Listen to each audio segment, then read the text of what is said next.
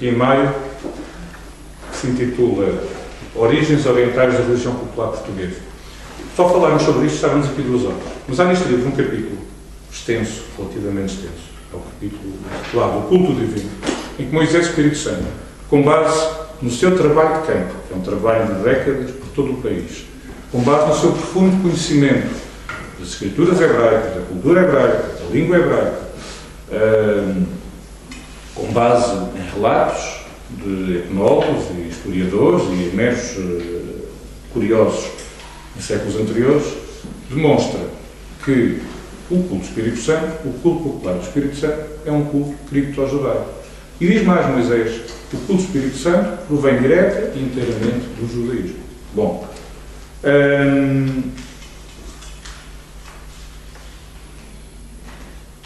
há aqui, aliás, um relato que é citado por Moisés, em Nisa, no século XIX, por um autor que não é um autor nomeado e que não foi influenciado por muitos daqueles preconceitos, entre aspas, teóricos que estamos imbuídos, que descreve, diz esse autor, está aqui, não vou citar, porque retive isto, ele diz que se trata de uma festa em que jovens agricultores vão invocar o divino Criador e Vivificador.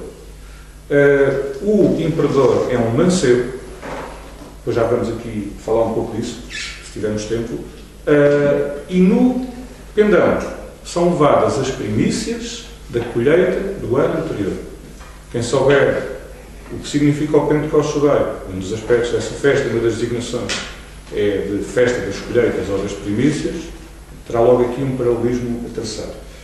E, portanto, no fundo, Agostinho, de uma forma subconsciente, tem consciência, tem noção de que o culto do Espírito Santo é o culto ao Deus Criador. Bom,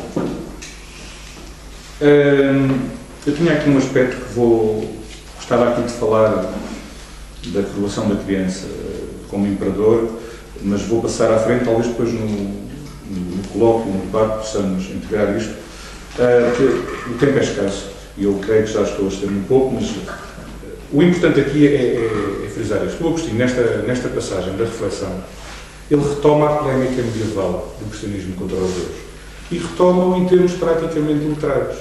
Se estiverem a recordar daquilo que há pouco li, agora vão escutar uma pequena passagem, uma breve passagem de um tratado de um desses polemistas cristãos, Bernard Olivet, e vão ver se não é mais ou menos aquilo que Agostinho diz. Enfim, esta polémica medieval centra-se em torno da questão da interpretação das Escrituras, sobretudo da falta de reconhecimento divino do Messias por parte dos judeus. E então, do prólogo desse tratado, Bernard Olivet diz ele: eles caminham como cegos porque pecaram contra o Senhor. Está a citar o livro de Sofonias no começo. Profeta Sofonias.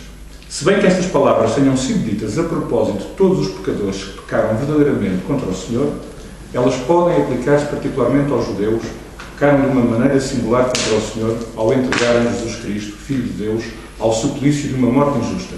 Por isso, eles tornaram-se cegos de uma maneira especial entre todas as nações, de modo que não suportaram a cegueira da falta como os outros pecadores, mas tendo por acréscimo em relação a estes a cegueira da ignorância, por causa da qual eles compreendem muito pouco da Escritura da sua própria lei. Foi sobre eles que se escreveu, e agora este autor cita o livro das Lamentações, eles erram cegos sobre os lugares. Bom, quem erra cego sobre os lugares não pode chegar à terra de promissão, precisamente aquela que Agostinho via ser negada aos judeus, também por falta de lógica, uma cegueira lógica devida a alguma falta de conhecimento contínuo. Portanto, penso que o paralelismo entre estes dois textos, de Agostinho e deste polemista medieval cristão, é particularmente evidente. E depois há um outro aspecto. Agostinho, aqui penso que ele extrai 2 consequências da perseguição a que os judeus são sujeitos. Uma é de que uma parte desses judeus foi para o Brasil criar uma comunidade de gente fraterna, ébria de Deus, que realiza síntese. Esta própria noção de síntese é muito interessante neste contexto. A outra foi a outra parte dos judeus que saiu, foi para a Europa, são aqueles judeus de quem Agostinho diz que conseguem suportar todas as humilhações, mas que quando chega à altura também não os poupam. Aqueles judeus que emprestavam dinheiro a juros contra o que é escrito no Salmo, e depois deu origem à civilização nórdica, de tipo protestante, de onde derivam depois o capitalismo, e os Estados Unidos, e o comunismo e o Bloco de Leste, um representando a exacerbação do princípio da liberdade, o outro a exacerbação do princípio da igualdade, e é precisamente essa conciliação que Agostinho procura fazer nesta Idade Média em que ainda estamos, porque a questão já não se colocará na Idade Final. E, portanto, para resumir, e vou agora passar já para a fase final, nesta fase intermédia da obra de Agostinho, a atitude em relação ao judaísmo é uma atitude de recalcamento ativo, sobretudo. Embora a hostilidade, e é preciso sempre ressalvar isto, esta hostilidade não é propriamente uma hostilidade, é uma polémica de ideias, não mais do que isso, é uma logomaquia, não perde de vista toda a maldade que foi feita aos judeus e não pode nunca ser aproximada daquilo que nós lemos no Mário Sá ou no Paulo de Tarso do século XX, evidentemente. Nada disso. É bom esclarecer a priori estas coisas para não estarmos a falar de coisas que não são comunicantes. Bom, vou entrar na reta final. Na fase final temos o acento tónico na liberdade, e isso é muito evidente no começo da educação de Portugal. Não vou aqui ler a citação para avançarmos, está lá, leiam, são páginas de grande beleza literária, como Miguel, aliás, salienta e sublinha na sua obra sobre Agostinho da Silva.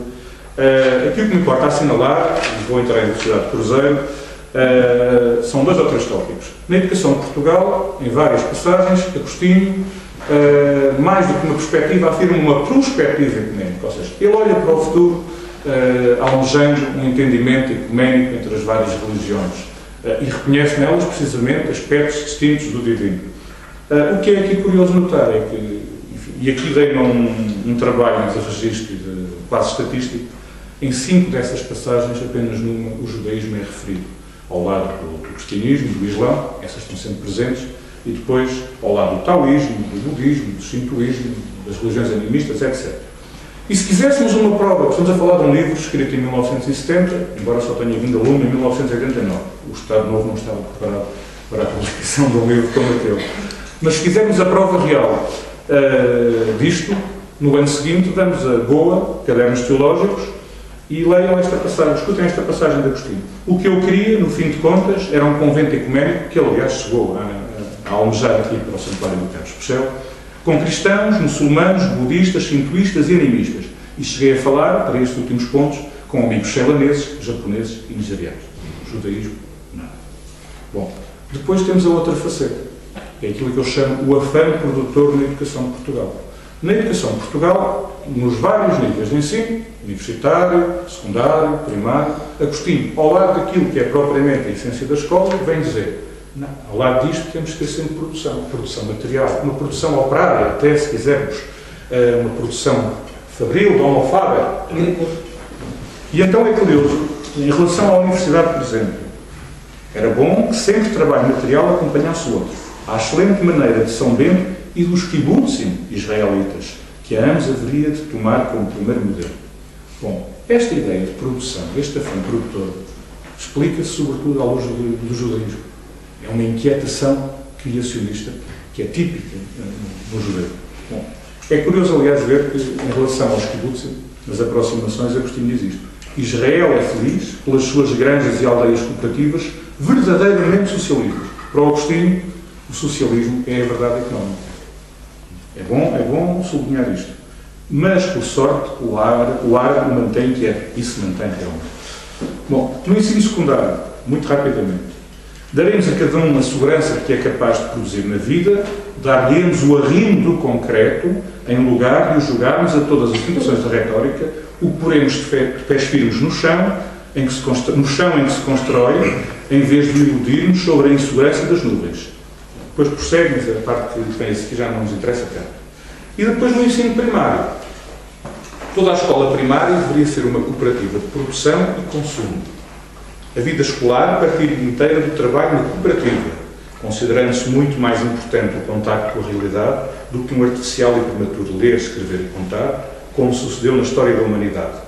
Seria a própria evolução do grupo associado que exigiria o domínio das técnicas de registro e comunicação. Todo o trabalho estaria o mais possível a cargo de alunos. Aqui temos um dos grandes paradoxos de Agostinho. E digo paradoxo e não mera contradição, porque é precisamente à luz deste marranismo que eu entendo que estas contradições têm que ser entendidas superiormente. O mesmo Agostinho, na Educação de Portugal, vê na prevalência do jogo sobre o trabalho um dos caminhos de futuro, porque essa é uma das características da criança. Esse mesmo Agostinho aqui, paradoxalmente, e quase nos deixando abismados, diz que todo o trabalho na escola primária está a cargo, o mais possível, a cargo dos alunos. Isto só é possível porque há, de facto, uma tensão neste homem entre cristianismo, entre judaísmo, entre transcendência e imanência. E neste afã produtor que encontramos nos vários níveis de ensino, temos uma insinuação do judeu. Do judeu que presta culto ao Deus Criador, ao Deus Produtor, ao Deus da multiplicação dos pães, enfim. E chegamos depois àquilo que... Bom, e queria só dizer isto. Eu acho que é esta luz, à luz desta proposta de António Telo, que devemos entender o célebre pensamento de Agostinho. Não sou do ortodoxo nem do heterodoxo. Cada um deles só exprime metade da vida. Sou do paradoxo que a contém no total. De facto, cristianismo e judaísmo, cada um deles só exprime metade da vida. E é da junção de ambos, da sua harmonização, que enfim, alcançamos a plenitude ou a totalidade. Como eu já disse, atingir através do culto do Espírito Santo, atingir através da maçonaria, atingir através da cabala. Ou seja, o caráter paradoxal de muitas das afirmações de Agostinho é, a meu ver, uma afloração. São insinuações, são emergências do seu marranismo. E a esta luz entendemos superiormente esses paradoxos e percebemos a sua unidade. Bom, mas vamos chegar, estou quase a terminar, peço desculpa por ter alongado, vamos chegar à fase crucial e ao remate desta sondagem.